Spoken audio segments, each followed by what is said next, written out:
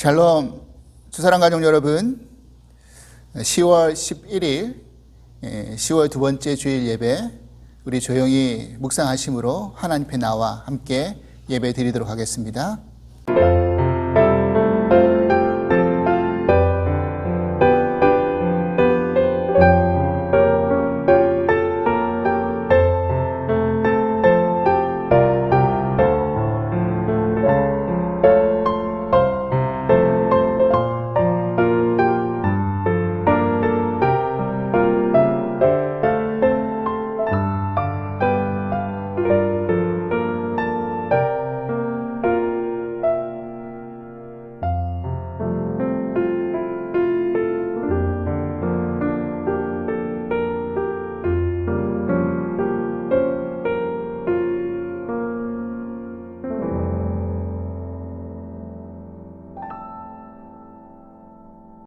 여호와께서 집을 세우지 아니하시면 세우는 자의 수고가 헛되며 여호와께서 성을 지키지 아니하시면 파수꾼의 끼어 있음이 헛되도다. 너희가 일찍이 일어나고 늦게 누우며 수고의 떡을 먹음이 헛되도다 하시도다. 그러므로 여호와께서 그의 사랑하시는 자에게 잠을 주시는도다. 보라, 자식들은 여호와의 기업이요 태의 열매는 그의 상급이로다. 젊은 자의 자식은 장사의 수중의 화살 같으니 이것이 그의 화살통에 가득한 자는 복되도다. 그들이 성문에서 그들의 원수와 담판할 때에 수치를 당하지 아니하리로다. 아멘. 우리 찬송가 304장 그 크신 하나님의 사랑, 우리 함께 찬송하시겠습니다.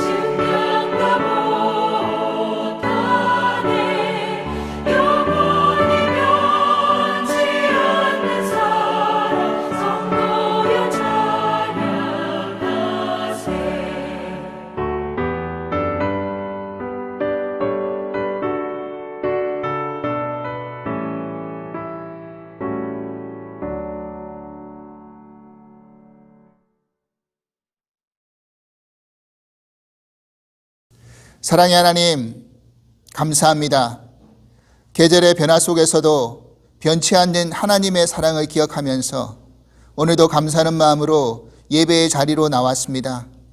우리의 마음의 중심과 생각을 감찰하시는 하나님, 오늘도 하나님께 예배드릴 때 우리의 마음의 중심이 하나님의 영과 주님 안에서 온전히 드려지는 시간이 되게 하여 주시옵소서. 악한 이 코로나 바이러스는 속히 잠잠케 하여 주시고 어려운 환경일수록 더욱더 주님을 의지하고 이겨나갈 수 있는 믿음 갖게 하여 주시옵소서.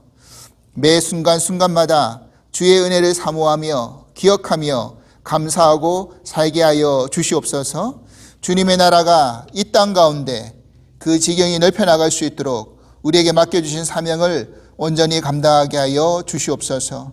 오늘도 예배의 모든 시간을 주께 의탁드리오며 또 시간 순서마다 주님만이 영광받아 주시옵소서.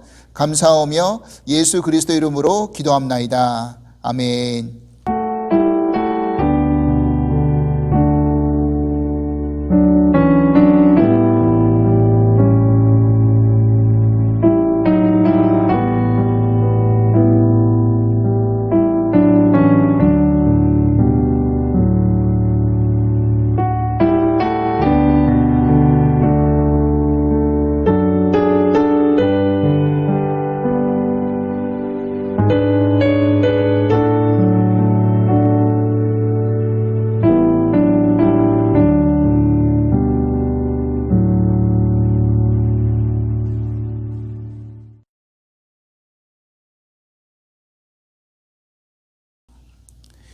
오늘 우리에게 주신 하나님 말씀은 마가복음 12장 41절로 44절 말씀입니다. 마가복음 12장 41절로 44절 말씀, 우리 함께 같이 한 목소리로 봉독하겠습니다.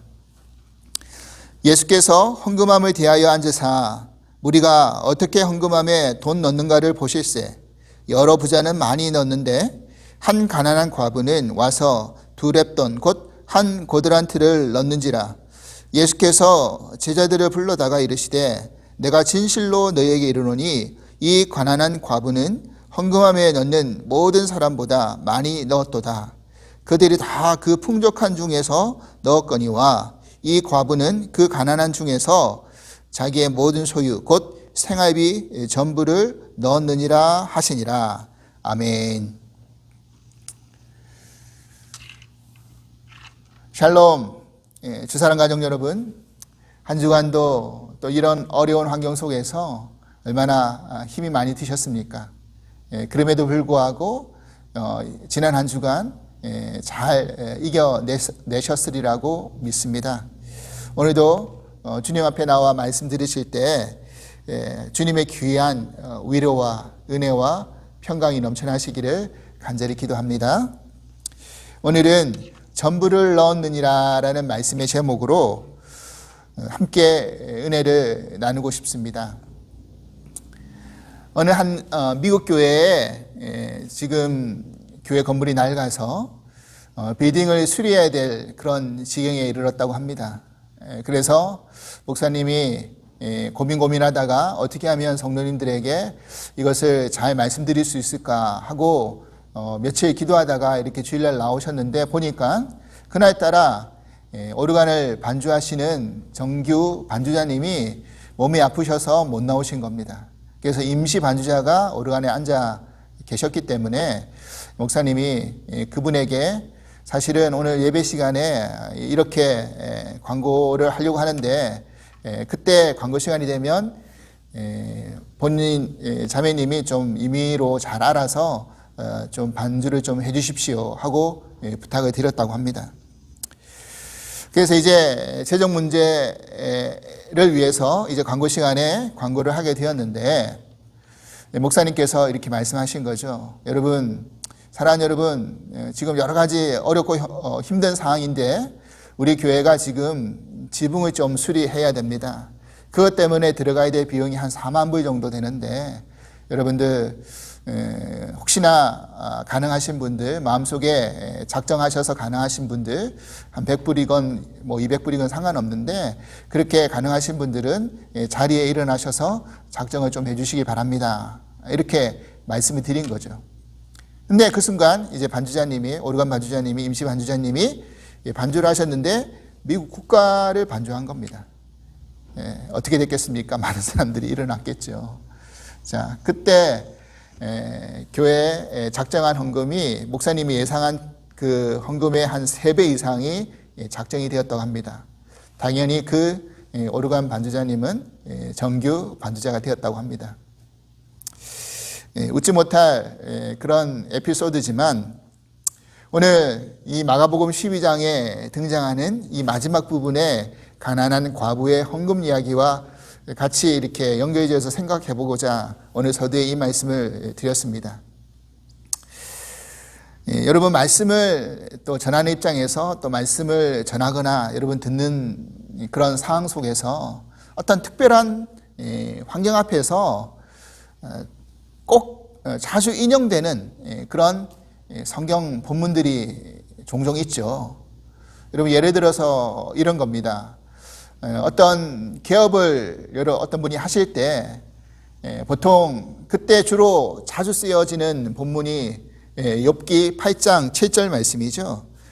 내 시작은 미약하나 내 나중은 창대케 되리라 라는 말씀.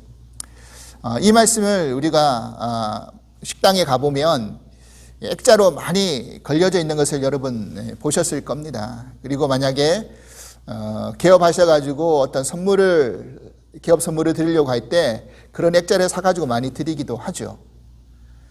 여러분 또 어떤 수능이라든지 중요한 시험을 앞두고 있을 때 주로 그렇게 많은 분들이 모여가지고 기도회를 한다고 하면 어떤 본문들이 자주 인용됩니까? 바로 빌립보서 4장 13절 말씀이죠.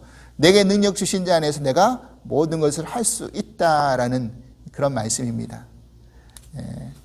그런데 사실 욥기 8장이나 이 빌립보서 4장의 말씀, 이 앞뒤 전후 문맥을 가만히 살펴보고 이 본문을 다시 한번 들여다보면 이 그 구절 자체만에서 문자 그대로 말하고자 하는 그런 의미와는 다른 그런 의미가 있다는 것을 우리는 깨닫게 됩니다.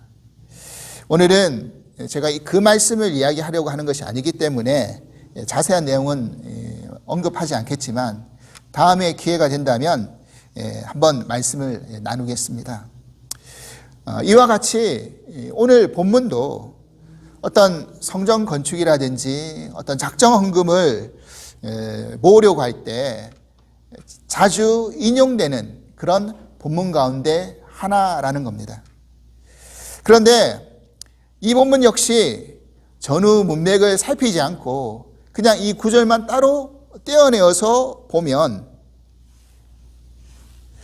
그런 식으로 의도를 가지고 전하기에 딱 좋은 본문 말씀이기도 하죠.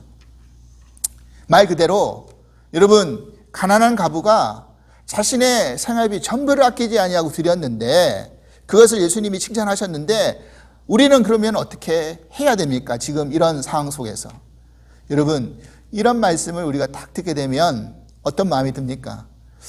헌금을 좀 내려고 했다가도 이거보다 좀 더 내야 되지 않을까? 라고 마음이 좀 흔들리거나 고민되지 않겠습니까? 사실 요즘 설교 시간에 헌금 이야기를 하지 않는 목사님들이 더 인기가 많다는 이야기를 들은 적이 있습니다. 저도 뭔가 의도를 가지고 어떤 목적을 얻으려고 헌금 이야기를 이렇게 설교 시간에 하지는 않는 편입니다. 하지만 지금 저는 이제 본문을 따라서 강의 설교를 하다 보면 어쩔 수 없이 헌금에 관한 언급을 해야 되는 본문들이 생길 수 있지 않습니까? 오늘 본문이 바로 그런 본문이죠. 그럴 때는 그 의미를 정확히 전달하려고 노력하게 됩니다. 조금 부끄럽고 드러내놓기가 조금 싫은 치부 같은 이야기이지만 예전에 한국 교회들이 한참 부흥을 할 때 축복성회라든지 부흥회를 하게 되면 여러분 어떤 강사님이 가장 인기가 많은 강사님인 줄 아십니까? 아주 유머러스하게 말씀을 잘 전하는 강사님, 또 성도들에게 많은 은혜를 전하는, 은혜를 끼치는 그런 강사님, 어떤 신의 능력을 많이 발휘하는 강사님, 뭐 그런 강사님일 수도 있겠지만 예전에는 어떤 강사님이 제일 인기가 많았냐 하면 부흥회를 인도하고 난 이후에 헌금을 가장 많이 모이게 내게 만드는 부흥 강사님이 가장 인기가 많았다고 합니다. 그분 같은 경우에는 꼭 그 다음에 교회 건축을 앞두고 있다든지 아니면 어떤 특별한 목적을 가지고 정말 헌금을 모아야 될 때 한 번 더 그런 분들을 초청하거나 그런 교회에 추천을 해드리기도 하죠. 뭐 이것이 사실인지는 모르겠지만 어떤 부흥 강사님은, 그런 부흥 강사님은 부흥회를 이제 시작하기에 앞두고 그 부흥회를 요청한 교회들에게 물어본답니다. 이번 그 부흥회 축복성회 때 얼마만큼 헌금이 모이기를 원하십니까? 작정하셨습니까? 그래서 거기에 맞춰서 말씀을 전한다는 거예요. 그리고 암묵적으로 그 정도의 어떤 헌금이 모여지면 나는 그 정도에서 얼마 정도 강사비를 책정하실 겁니까? 이런 것을 요구하기도 한다는 것입니다. 참 말씀드리기 부끄럽지만 한국교회의 그런 어떤 갑작스러운 부흥의 시간 속에서 생겨난 한 부작용의 한 폐해임을 부인할 수 없는 사실입니다. 그렇다면 오늘 본문에서 우리가 얻어야 될 교훈은 무엇일까요? 예수님께서 갑자기 왜 헌금함에다가 성전 헌금함에다가 헌금을 내는 그 가난한 과부 이야기를 언급하신 걸까요? 지난주에 우리가 살펴보았듯이 외식하는 서기관들을 삼가라라는 그런 말씀 속에서 그 예수님의 지적을 우리가 생각해 보면은 정말 그들과는 상반된 그런 신앙의 모습을 보여주고 있는 이 가난한 과부의 헌신을 드러내 줌으로 말미암아 저들의 외식을 더 확실하게 보여주고자 하는데 그 첫 번째 초점이 있는 것은 분명합니다. 오늘 본문의 말씀 다시 한번 보겠습니다. 41절입니다. 예수께서 헌금함을 대하여 앉으사 무리가 어떻게 헌금함에 돈 넣는가를 보실세. 여러 부자는 많이 넣는데 한 가난한 과부는 와서 두 렙돈 곧 한 고드란트를 넣는지라. 우선 이 당시 시대 배경에 대해서 한 번 더 말씀을 드리자면 제가 앞서 성전 이야기할 때 아마 언급한 적이 있습니다. 당시 이 성전은 헤롯 성전이라고 해서요. 헤롯은 누구였습니까? 에서의 혈통으로 난 사람이죠. 그렇기 때문에 유대인들에게 어떤 유대 지도자로서 왕으로서의 어떤 정통성을 제대로 인정받지 못했습니다. 그런 컴플렉스가 있었어요. 하지만 뛰어난 처세술과 그 로마 세력의 등을 업고 유대의 분봉왕이 되었죠. 자, 그리고 그런 자신의 위치를 더 확고하게 다지기 위해서, 그리고 또 자신의 이름을 높이고 또 자신의 치적을 남기기 위해서 지금 성전을 건축하고 있었던 것이었습니다. 그래서 당시 예수님 시대 때에도 그 성전의 건축이 계속 지어지고 있는 상황이었어요. 그렇다면 이 성전이 저절로 건축되어지는 겁니까? 아니죠. 다 돈이 필요한데 그 돈이 그러면 어디서 생겨날 수 있는 겁니까? 아마 로마 당국이 지원해 줄 리는 만무하고요. 그것은 다 백성들의 헌금에서 나올 수밖에 없는 돈이죠.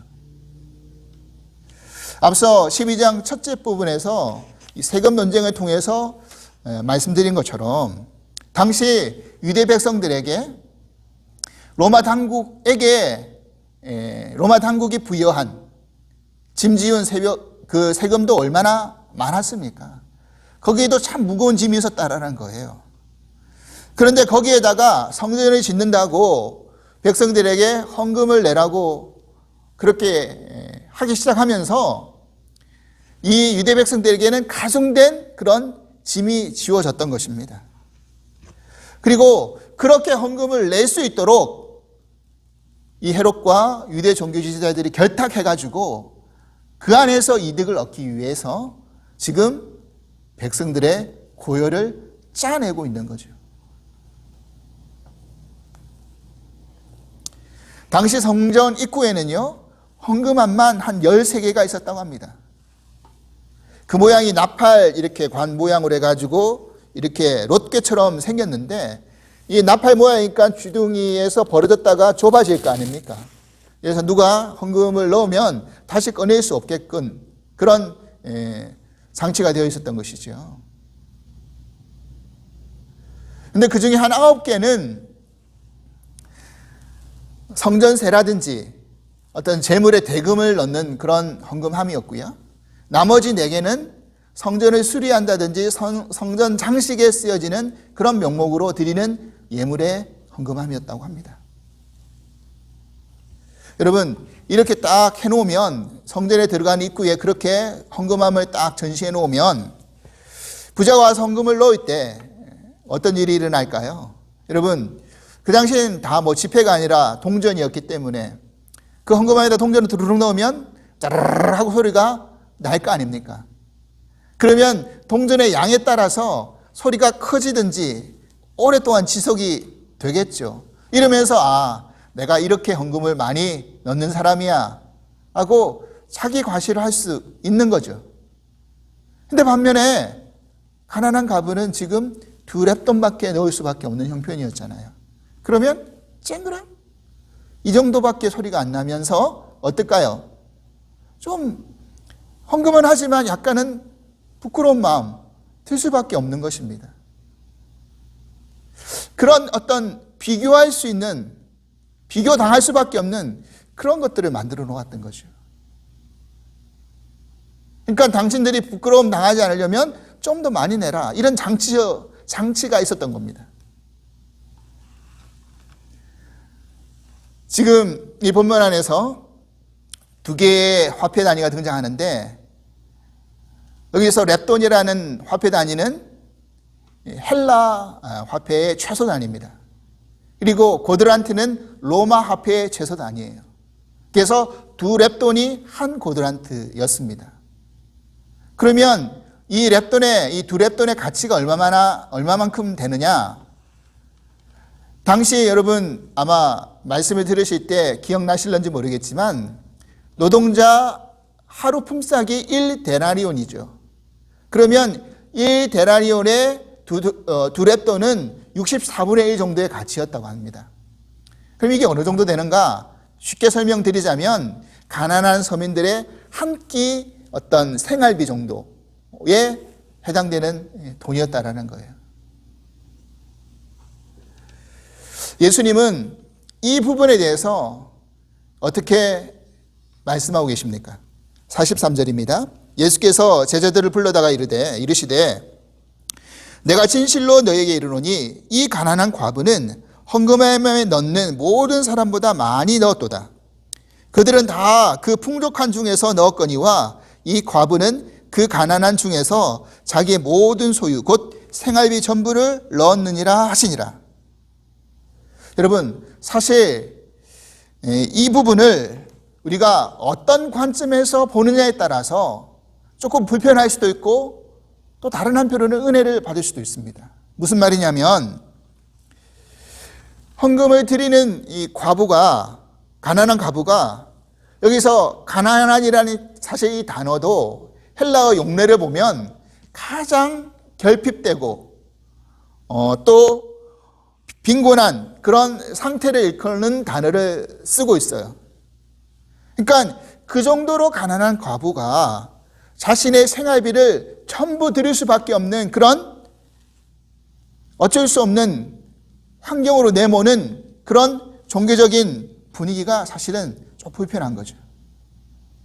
반면에 그럼에도 불구하고 자신의 생활비를 전부 드리는 것을 이 과부가 자원하는 마음으로, 기쁜 마음으로 드렸다고 한다면 그 부분은 사실은 칭찬받을 만한 믿음이 될 수도 있는 거죠. 저는 그래서 두 가지 면에서 생각해 보았습니다. 일단 우리가 어떤 종교 지도자들, 목회자들, 리더들이 특히 주의해야 될 점이 뭔가?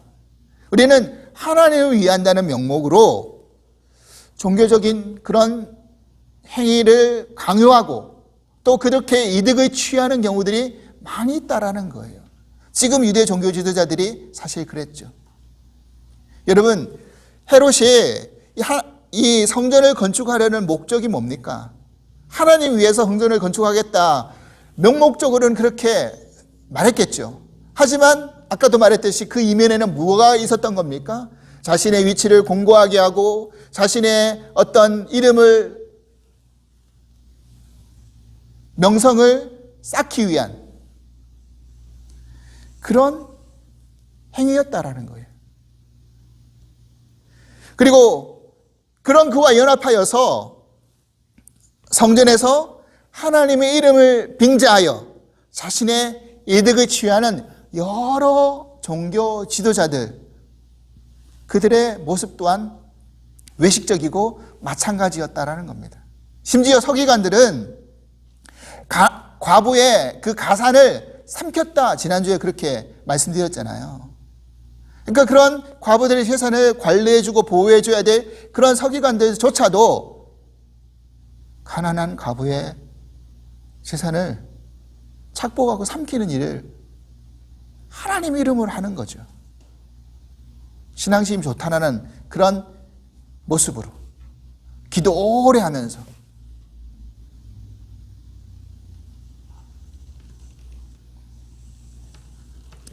그래서 저는 목회자로서 그 부분에 대해서는 정말 분명히 경계하고 돌아봐야 된다.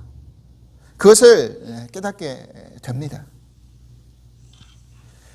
또 하나, 또 어떤 것이 있느냐 하면 우리가 정말 헌금을 드리는 목적과 태도가 무엇이냐는 거예요.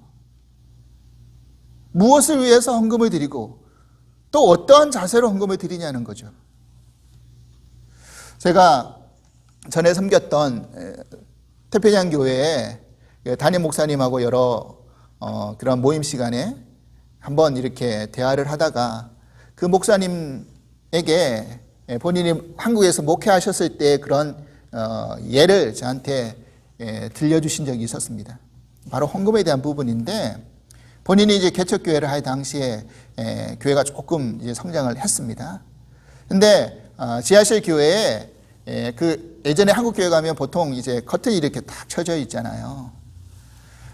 그런데 뭐 개척한 지 얼마 되지 않았으니 이 교회 그 성전을 둘러싸고 있는 헌금이 너무너무 낡았던 거죠. 그래서 한 집사님이 보다 못해서 그 교회에 둘러싸여 있는 헌금, 그 성전의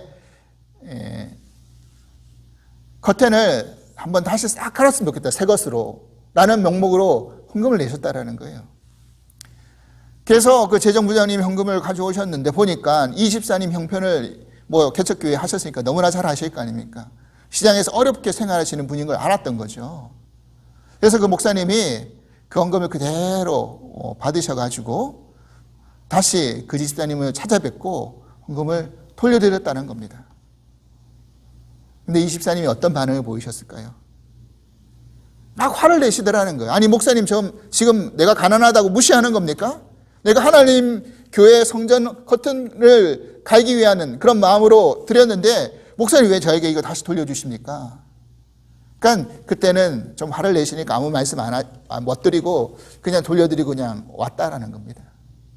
근데 이분이 시험이 들어가지고 교회도 안 나오시고 막 다른 분들한테 목사님 막 헌담을 하기 시작한다는 거예요. 그 목사님 좀 이상한 목사님이라고.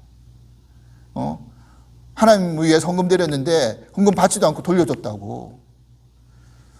그래서 목사님이 보다 못해서 또 교회도 안 나오시고 하니까 그 집사님을 찾아뵌 거죠. 그러면서 집사님과 이런저런 대화를 하다가 목사님이 그 집사님께 이렇게 말씀드렸다고 합니다. 집사님, 제가 집사님의 마음을 모르는 게 아닙니다. 근데 제가 알고 있기로는 집사님 친척분 중에서 선교사님이 계신 걸로 알고 있는데 혹시 그 선교사님 위해서는 선교비라도 이렇게 드린 적 있으십니까? 그 집사님이 말씀을 못 하시더라는 거예요. 그러면 집사님, 지금 우리 교회 그 커튼 새 것으로 안 갈아도 아무 문제 없습니다. 당분간은.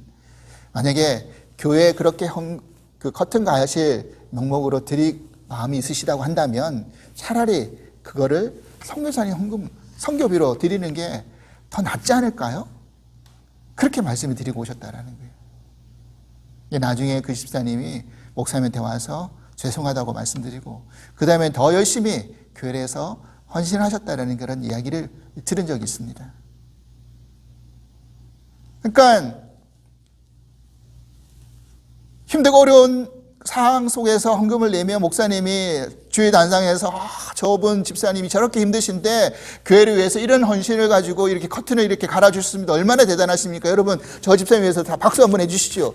이렇게 칭찬을 들을 줄 알았는데 오히려 그렇게 상황이 바뀌어버리니 그랬다는 거죠.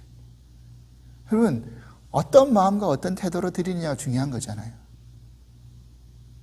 한 번은 저의 경우가 이런 경우가 있었습니다. 제가 한국의 큰 광림교회의 기획전도사로 있을 때 그때 그 디자이너 배너를 이렇게 만들어주시는 그런 가게를 하시는 권사님이 계셨어요. 근데 그 권사님은 항상 교회 행사 때마다 또 교회가 크니까 절기 때마다 배너를 자꾸 바꾸거든요. 그러니까 배너 하나만 바꾸는 게 아니라 교회 곳곳마다 배너가 엄청 달리는 겁니다. 그런 것을 바꿀 때 전혀 교회에다 비용 청구하지 않으시고 자원하는 마음으로 그냥 무료로 다 그냥 배너를 바꿔주시는 거죠. 근데 이제 교회에 그 디자인실이 있었어요. 교회가 크니까, 규모가 크니까. 거기에 신앙생활 하셨던 분 중에서 한 집사님이 저한테 그런 이야기 하시는 거죠. 전도사님은 이제 기획실에 있으니까 그런 비용 청구라든지 이런 것들은 아마 전도사님 다 올리시죠? 네, 맞아요. 제가 알고 있기로는 저 권사님이 저 1년에 정말 한 번도 빠짐없이 저렇게 많은 비용을 혼자 감당하시면서 배너를 바꾸시는데 비용 청구도 안 하시고 생각했더니 이 교회가 규모가 작은 것도 아니고 돈이 없는 것도 아니고 왜 저분에게 그렇게 비용을 안 드리는 건지 모르겠다고. 제가 그때는 전도사 시절이었기 때문에 곰곰이 생각하다가 그분에게 그렇게 말씀을 드렸어요. 집사님 맞아요. 우리 교회가 재정이 부족해서 그분에게 비용을 안 드리는 거 아니죠. 또 비용을 청구하면 마땅히 드려야 되는 것도 맞습니다. 그런데 그 권사님이 어떠한 마음으로 배너를 바꾸는지는 사실 우리는 모르잖아요. 그래서 그분의 마음의 중심 우리가 모르기 때문에 그분이 정말 기뻐하는 마음으로 자원하는 마음으로 만약에 바꿔주신다고 한다면 그걸 우리가 그 마음을 우리는 막을 수는 없는 거죠. 그리고 그렇게 해서 사업장이 어려워진다고 한다면 하나님이 또 다른 부분에서 채워주시지 않을까요? 라고 제가 그렇게 답변을 드린 적은 있습니다. 그러니까 그런 마음의 중심은 헌금 드리는 사람만이 아는 거지 우리는 모르잖아요. 그래서 어떤 태도, 어떤 자세로 드리느냐가 사실은 중요하다는 겁니다.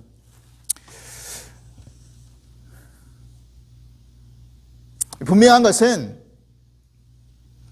하나님은 우리의 헌신을 받으실 때 그 마음의 중심을 보시는 것이지 그 양의 많고 적음을 보고 판단하지는 않으신다는 거죠. 가난한 가부는 모든 사람보다 많이 넣었다라고 예수님 말씀하셨죠. 사실 여러분 분량적으로 생각해 보면 두렙돈 모든 사람보다 제일 적게 넣었잖아요. 근데 예수님은 가장 많이 넣었다라고 그렇게 말씀하셨습니다. 예수님은 다른 생각을 하셨던 거죠. 그런데 여기서 우리가 정말 오해하지 말아야 될 것이 있습니다. 그건 뭐냐면요.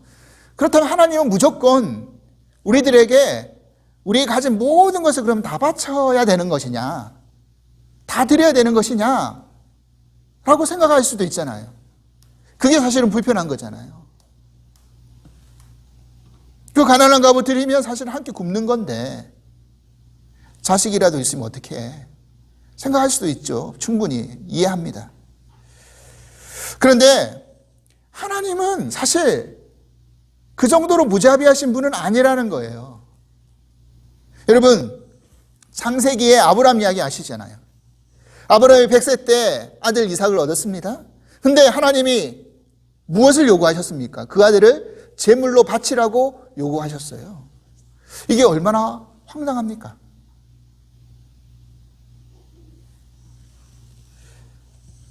그런데 하나님이 진짜 이삭을 제물로 받으셨습니까? 아니잖아요. 거기서 하나님은 사실 아브라함에게 무슨 마음을 확인하고 싶으셨던 거죠? 이삭은 육신의 자녀가 아니라 언약의 자손, 언약의 자녀, 약속의 자녀라는 거죠.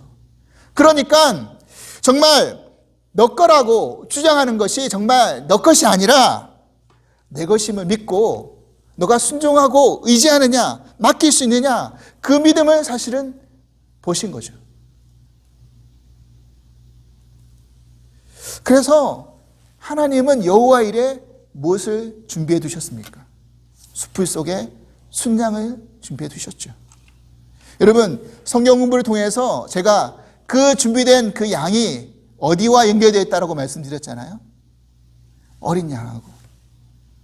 하나님이 그 사건을 통해서 이미 여호와 일에 예수 그리스도, 어린 양 예수 그리스도를 예배해 놓으시고 준비해 놓으셨다. 누굴 위해서? 누구 때문에? 우리 때문에. 그러니까 결국 전부를 주신 분은 누구이십니까? 하나님이시라는 거예요. 하나님. 오늘 말씀 제목이 전부를 넣었느니라인데, 자신의 생활비의 전부를 헌금한 이 가난한 과부의 모습은 어떤 면에서는 칭찬받을 만한 부분입니다. 그런데 사실 따지고 보면 이 과부가 정말 진짜 자신의 전부를 다 드린 겁니까? 진짜 전부를 주시고 진짜 전부를 넣은 분은 누굽니까? 예수님이라는 거예요. 예수님. 결국 지금 예수님이 무엇 때문에 예루살렘에 입성하셨습니까? 사람들에게 환호받으려고, 호산나 환호받으려고, 왕으로 추대받으려고 예루살렘에 들어오신 겁니까?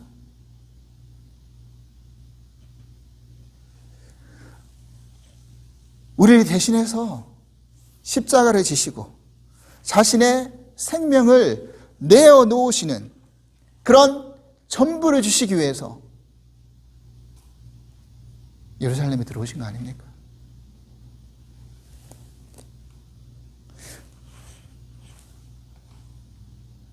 사랑하는 여러분, 그렇습니다. 여러분, 우리가 왜 헌금을 하는 것입니까? 목사들 월급 주려고 헌금하십니까? 아니면 교회 운영비 보태려고 헌금하시는 겁니까? 그거 아니잖아요. 우리에게 전부를 주신 그 은혜를 깨닫고 감사해서 우리도 정말 전부를 드려야 마땅하지만 그렇게 하지 못하니 그런 마음의 표현으로 우리가 헌금을 일부를 떼내서 드리는 거 아닙니까? 그래서 헌금을 드릴 때는 인색하거나 억지로 떠밀려서 드리는 게 아니죠. 그리고 자기를 과시하거나 자랑하기 위해서 헌금을 드리는 것 또한 아닙니다. 가이사의 것은 가이사 것, 하나님의 것은 하나님의 것이라는 걸 우리가 분명히 알고 믿고 가기에 모든 것이 하나님의 것이지만 그 모든 것을 주신 하나님께 감사하면서 오직 주의 은혜입니다. 그것을 고백하는 표현으로 우리가 헌금을 드리는 것임을 잊지 말아야 됨을 믿습니다. 여러분, 그렇게 드려진 헌금은 그것이 많던 적던 간에 그 양이 중요한 것이 아니고 그 중심을 하나님이 아시기에 그와 상관없이 하나님은 기쁘게 받으신다는 겁니다. 또한 나머지 부분은 하나님이 책임져 주신다는 사실을 저는 믿습니다. 그리고 그것을 짧은 목회 기간 동안 많은 경험을 했습니다. 많은 목회자님들의 간증이기도 하지만 사실 헌금을 이렇게 쭉 하시는 분들을 가만히 살펴보면 진짜 넉넉해서 헌금을 많이 하시는 게 아니라 형편은 어렵지만 오히려 형편 어려우신 분들이 더 많은 헌금을 하시는 것을 보게 된다. 그런 말씀하는 걸 많이 들었습니다. 그 받은 은혜의 분량을 어떻게 기억하느냐에 따라 달라지는 거겠죠. 사랑하는 여러분, 그렇습니다. 저는 목회자로서 지난주와 이번 주 말씀을 통해서 정말 어떠한 마음으로 목회를 감당해야 될지를 다시 한번 깨닫는 시간이 되었습니다. 외식이 아니라 진정한 모습으로. 또한 나의 형편에 상관없이 하나님께 드리는 헌신을 하나님은 어떻게 받으시고 어떻게 생각하시는지를 깨닫는 시간이 되었습니다. 오늘 이 말씀을 통해서 저와 우리들이 또 저와 우리들에게 전부를 주신 그 예수님의 사랑과 은혜를 생각하면서 우리도 바른 생각과 바른 믿음의 태도로 주님께 온전한 헌신을 드릴 수 있는 저와 여러분이 될 수 있기를 주님으로 간절히 축원드립니다. 하나님 아버지, 감사합니다. 이 가난한 과부의 전부를 드리는 그 헌신의 모습을 통해서 우리 예수님께서 우리에게 전부를 진정으로 주셨다라는 것을 깨닫게 해주시니 감사를 드립니다. 우리가 그것을 알고 믿고 깨달았기에 감사하는 마음으로 우리의 일부를 떼어내어서 우리에게 주신 모든 것이 하나님의 것인데 그 중에 일부를 떼어내어서 하나님께 감사의 표현으로 우리가 헌금을 드리는 것이 아니겠습니까? 우리가 이 마음의 자세와 모습을 놓치지 않게 하여 주시옵소서. 또 교회 리더로서 목회자로서 정말 어떠한 마음으로 하나님의 말씀을 전하고 또 백성들을 섬겨야 될지를 깨닫게 하여 주시고 외식이 아니라 신령과 진정으로 성실과 온전함으로 그렇게 주신 사명 감당할 수 있도록 주님 인도하여 주시옵소서. 감사하며 예수 그리스도 이름으로 기도합나이다. 아멘. 우리 마지막 파송 찬송, 나의 모습 나의 소유, 우리 함께 찬송하시겠습니다.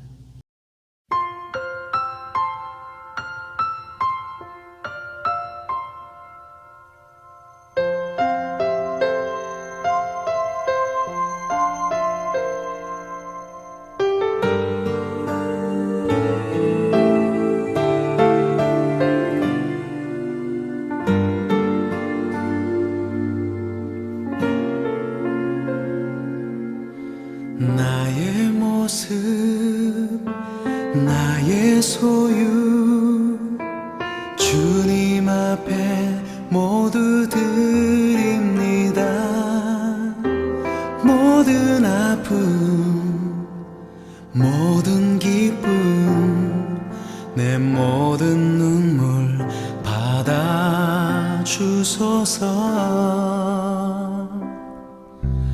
나의 생명을 드리니 주 영광 위하여 사용하옵소서.